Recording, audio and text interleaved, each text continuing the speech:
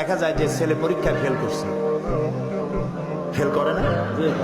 একজনে বলছিল, ভাই আপনার ছেলে তো ফেল করছে। কয় আলহামদুলিল্লাহ। কইটা কেমন কথা, ছেলে ফেল করলে আলহামদুলিল্লাহ কর?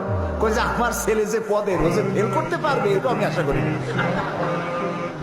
এটাও তো একটা যোগ্যতা যে ফেল করতে পারছে। ছেলে ফেল করেছে, বাপে রাগ করেছে, বাপ কথা বলে না, মায়ের কথা বলে না, বুইরে কথা বলে না। 3 দিন 4 দিন ছেলে বাড়িতে ঠাই পায় না, মুখ মলিন হয়ে গেছে। এখন তার বন্ধু আছে, ও যেমন বল্টু, ওর বন্ধু আছে মন্টু।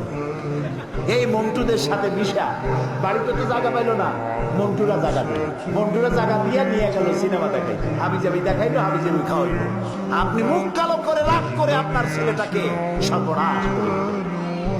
উচিত ছিল, বাবা ফেল করছিস, ফেল তো মানুষই করে, হয়তো কোনো ভুল করেছিস, ভালো করে পড়, আগামী বছর পরীক্ষা দিলে আমি দোয়া করবো আল্লাহ করে ভালো করবে। এই ছেলেটা আপনার হাতের মুঠায় থাকতো, ঠিক না ভাই? কত ক্ষতি আমরা করি না বুঝিয়া, কত সর্বনাশ করি।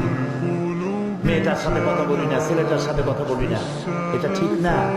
ছেলে মেয়ে এক জায়গায় বসে খান, তারপরে ভালো একটু মাছ বাচ্চার কাছে তার থালে উঠায় দেন, তার মুখে খাওয়ায় দেন, বাচ্চা খুশি হবে, বাপের প্রতি আকৃষ্ট হবে, এবং এই ফাঁকে তাকে নসিহত করেন, ভালো ভালো কথা বলেন।